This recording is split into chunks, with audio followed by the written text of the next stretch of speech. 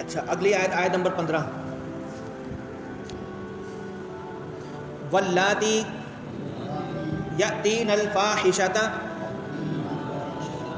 من نسائکم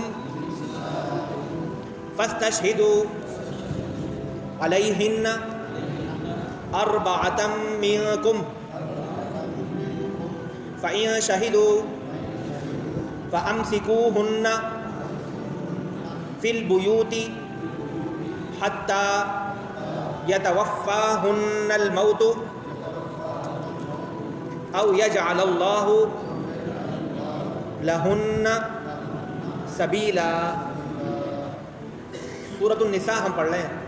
تو سورۃ النساء میں جیسا کہ میں نے پہلے بھی بیان ہوا کہ عورتوں کے بارے میں احکام اللہ تبارک تعالیٰ نے بیان فرمائے ہیں. انہی احکام میں سے ایک حکم ان آیات کے اندر اللہ تعالیٰ بیان فرما رہا ہے کہ اگر تمہاری عورتوں سے بدکاری سرزد ہو اور وہ ثابت بھی ہو جائے, 4 مرد اس کی گواہی بھی دیں, تو اس کی سزا پھر کیا ہوگی, یہ بیان اللہ تعالیٰ نے فرمایا ہے. لیکن یہ آیت مبارکہ جو ہے منسوخ ہے. اس کا حکم منسوخ بعد میں سورۃ النور جب نازل ہوئی, اس میں کنوارے مرد یا عورت اگر زنا کرتے ہیں تو ان کی کیا حد ہے, حد زنا. اگر شادی شدہ مرد یا عورت زنا کرتے ہیں تو ان کی کیا سزا ہے اسلام کے اندر, اس کا تفصیلی ذکر سورۃ النساء کے اندر بیان ہوا ہے. حد زنا کیا ہے, کنوارا مرد یا کنواری عورت اگر یہ غلط کام کریں اور وہ ثابت ہو جائے, ثبوت کے بارے میں اللہ نے فرمایا کہ فاستشہدوا علیہن اربعۃ منکم, 4 مرد عادل جن کے بارے میں جھوٹ ثابت نہ ہو کہ یہ جھوٹ نہیں بولتے, بہتان نہیں لگاتے, وہ اگر گواہی دے دیں برائی کی تو پھر وہ حد جاری ہوگی. کنوارے مرد یا عورت کی سزا کیا ہے, 100 کوڑے. اور شادی شدہ مرد یا عورت اگر اس طرح کوئی فعل کریں اور پکڑے جائیں اور ان پہ گواہی قائم ہو جائے تو ان کی سزا ہے رجم, یعنی ان کو پتھر مار مار کے ہلاک کر دینا.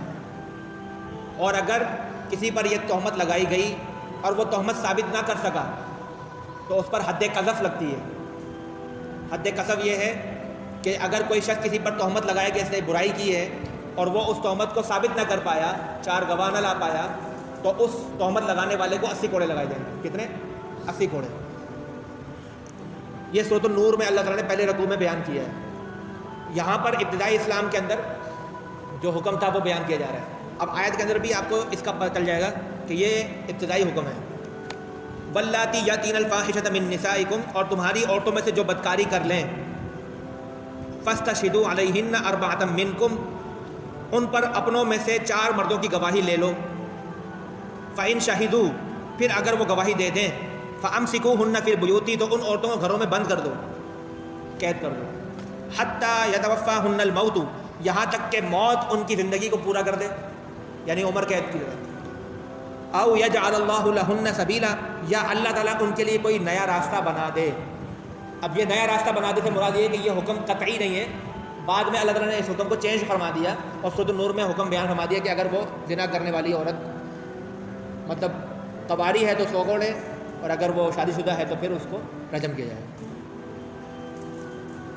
تو یہ حکم جو ہے وہ بعد ازاں منسوخ ہو گیا. زنا کا ثبوت گواہی سے ہو تو ضروری ہے کہ زنا کے گواہ 4 عاقل بالغ مسلمان مرد ہوں, ان گواہوں میں کوئی عورت نہ ہو, چاروں نیک اور متقی ہوں, اور انہوں نے ایک وقت معین, سب ایک ہی وقت معین میں زنا کا یوں مشاہدہ کیا اور جیسے سرمے دانی میں سلائی. یہ چاروں گواہ حلف شرعی کے ساتھ گواہی دیں گے. اگر ان میں سے کسی ایک کی بھی بات کم ہوئی تو زنا ثابت نہیں ہوگا اور گواہی دینے والے پر حد قذف جاری ہوگی, 80 کوڑے.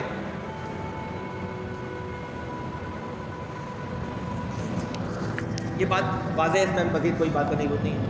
اگلی آیت نمبر 16. واللذان یأتیانہا منکم فآذوہما فإن تابا وأصلحا فأعرضوا عنہما ان اللہ کان توابا رحیما. اور تم میں جو مرد عورت ایسا کام کریں ان کو تکلیف پہنچاؤ, آذوہما انہیں تکلیف پہنچاؤ، فإن تابا پس اگر وہ توبہ کر لیں، وأصلحا اور اپنی اصلاح کر لیں، فأعرضوا عنہما تو ان کا پیچھا چھوڑ دو، ان اللہ کان توابا رحیما بے شک اللہ تعالیٰ بڑا توبہ قبول کرنے والا اور مہربان ہے۔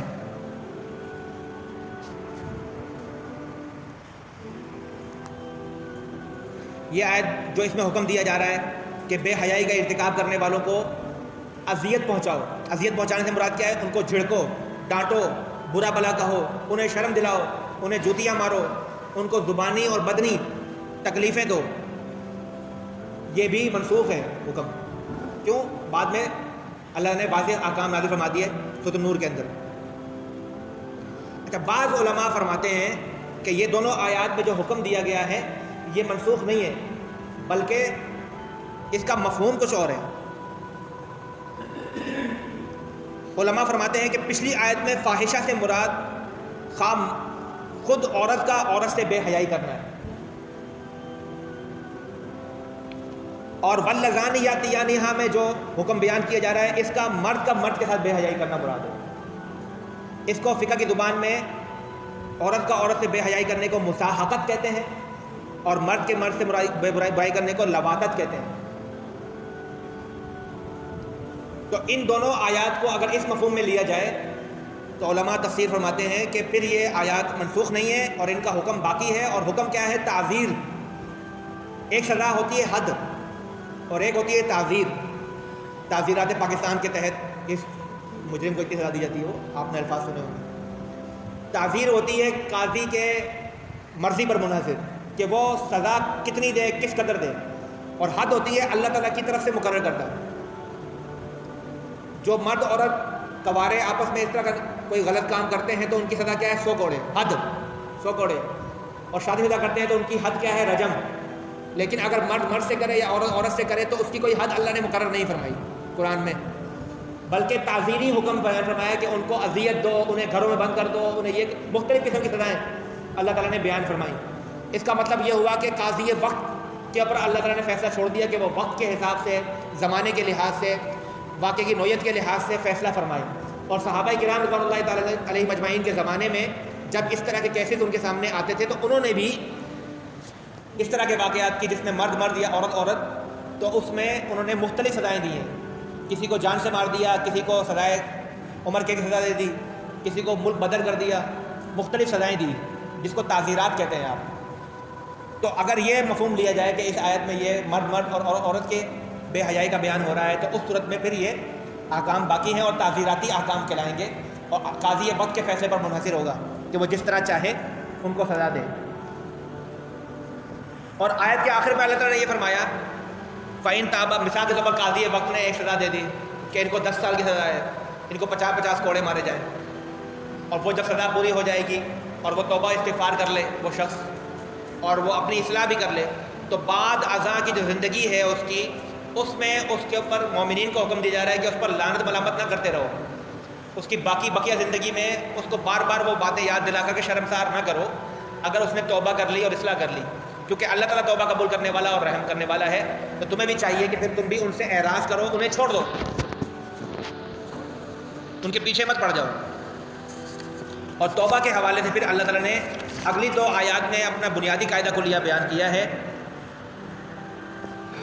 آیت میں فرماتا ہے 17 میں انما التوبۃ علی اللہ للذین یعملون السوء بجہالہ ثم یتوبون من قریب فاولئک یتوب اللہ علیہم وکان اللہ علیما حکیما۔ اللہ فرماتا ہے کہ وہ توبہ جس کا قبول کرنا اللہ نے اپنے فضل و کرم پر لازم کر لیا ہے، وہ انہی لوگوں کی توبہ ہے جو نادانی سے برائی کر بیٹھیں، جو غلط فہمی میں یا کم علمی کی بنیاد پر برائی کر بیٹھیں، اور جیسے ہی انہیں اپنی غلطی کا احساس ہو فوراً توبہ کر لیں۔ تو ایسے ہی وہ لوگ ہیں جن پر اللہ تعالیٰ جن کی توبہ کو قبول فرماتا ہے، اپنی رحمت سے ان کی طرف رجوع فرماتا ہے۔ وَكَانَ اللَّهُ عَلِيمًا حَكِيمًا، اور بے شک اللہ تعالیٰ علم و حکمت والا ہے۔ وَلَيْسَتِ التَّوْبَةُ لِلَّذِينَ يَعْمَلُونَ السَّيِّئَاتِ، اور ان لوگوں کی توبہ نہیں جو گناہوں میں لگے رہتے ہیں، حَتَّى إِذَا حَضَرَ أَحَدَهُمُ الْمَوْتُ، یہاں تک کہ ان میں سے کسی کو موت آ جائے، قَالَ، تو پھر وہ کہنے لگیں اِنِّي تُبْتُ الْآنَ، اب میں توبہ کرتا ہوں۔ ایسے لوگوں کی توبہ اللہ قبول جب وقت موت سر پر آ جائے، سکرات موت طاری ہو جائیں، اس وقت وہ کہے کہ اے اللہ میں توبہ کرتا ہوں، تو ایسے شخص کی توبہ کو اللہ تعالیٰ قبول نہیں فرماتا۔ ساری زندگی برائیوں میں گزار دی، جب مرنے لگا پتہ چل گیا کہ اب بس ہو گیا کام، تو توبہ کر لی، تو ایسی توبہ کا دروازہ بند۔ وَلَلَّذِينَ يَمُوتُونَ وَهُمْ كُفَّارٌ، اور نہ ہی ایسے لوگوں کی توبہ قبول اللہ فرماتا ہے جو کفر کی حالت میں مر جاتے ہیں۔ أُولَٰئِكَ أَعْتَدْنَا لَهُمْ عَذَابًا أَلِيمًا، یہی وہ لوگ ہیں جن کے لیے ہم نے دردناک عذاب تیار کر رکھا ہے۔ تو ان دونوں آیت میں کیا قاعدہ بیان ہوا کہ مرنے سے پہلے تک اگر انسان کو اپنے گناہوں کی ندامت ہو جائے، احساس ہو جائے، اور وہ پکی توبہ کر لے، رجوع کر لے، گناہ دوبارہ نہ کرنے کا عزم اور ارادہ کر لے، اللہ کی بارگاہ میں گڑ گڑا کر معافی مانگ لے، رو کر اللہ تعالیٰ کی بخشش کو طلب کر لے، تو اللہ تعالیٰ ایسے شخص کی توبہ کو قبول کر لیتا ہے۔ لیکن جو سکرات موت کے وقت توبہ کرے اس کی توبہ قبول نہیں، اور جو کفر پہ مر جائے، ایمان پہ جس کی موت نہ ہو، خاتمہ بالایمان نہ ہو، اس کی بھی توبہ قبول نہیں۔ تو اللہ تبارک تعالیٰ نے یہ واضح قاعدہ اور کلیہ بیان فرما دیا۔ اور یہ قاعدہ اور کلیہ کہ ایک شخص گناہ پر زندگی گزار رہا ہے، لیکن زندگی کے آخری حصے میں اس کو احساس ندامت ہوتا ہے، وہ اپنے گناہوں پر معافی مانگ لیتا ہے، یہ توبہ کا قانون اللہ نے رکھا۔ اس کے اندر کیا حکمت ہے؟ جن مذاہب کے اندر توبہ کا قانون نہیں ہے، وہاں پر لوگ گناہوں پر دلیر ہو جاتے ہیں، وہاں پر لوگ گناہوں پر جری ہو جاتے ہیں، دلیر ہو جاتے ہیں۔ اور اسلام کے اندر توبہ کا قانون رکھا گیا ہے تاکہ انسان واپس پلٹ سکے، اس کے پاس ایک امید باقی ہو۔ اگر امید ہی کوئی نہ ہو، اگر یہ فیصلہ ہو کہ بس جس سے گناہ کر دیا اس کو اس کی سزا ملے گی ہر صورت، تو وہ اس کو مزید گناہوں کی طرف لے جا سکتی ہے کہ یار بچنے کا تو کوئی چانس ہی نہیں ہے، اور کر لیتے ہیں 4-5۔ لیکن توبہ کا جو امید ہے اور توبہ کی قبولیت جو اللہ تعالیٰ نے اپنے اوپر رکھی ہے، وہ انسان کو ایک امید دلاتی ہے کہ نہیں یار چلو بشری تقاضے کے تحت مجھ سے فلاں گناہ ہو گیا، لیکن اللہ کی رحمت کا دروازہ کھلا ہے، میں توبہ کر لیتا ہوں، اللہ مجھے معاف کر دے گا، آئندہ گناہ نہیں کروں گا۔ یہ جو امید ہے یہ انسان کی بہتری کے لیے اللہ تعالیٰ نے رکھی ہے۔ یہی حکمت ہے جس کے تحت اللہ تعالیٰ نے توبہ کا نظام رکھا ہے اور اس کے قبول کرنے کو اپنے ذمہ کرم پر لیا ہے۔ اگر یہ نہ ہوتا تو پھر انسان معاشرے میں فساد پھیلانے والا ہی ہوتا، اپنے آپ کو برباد کرنے والا ہوتا۔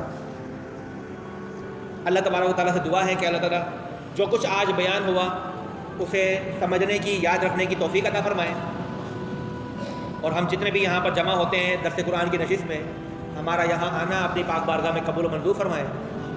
جتنا بھی ٹائم ہم یہاں پر گزارتے ہیں اس کی برکتیں ہمیں عطا فرمائے، اور ہمارے جملہ مسائل پریشانیاں اللہ رب العزت دور فرمائے، ہماری جائز تمنائیں پوری فرمائے۔ وآخر دعوانا ان الحمد للہ رب العالمین۔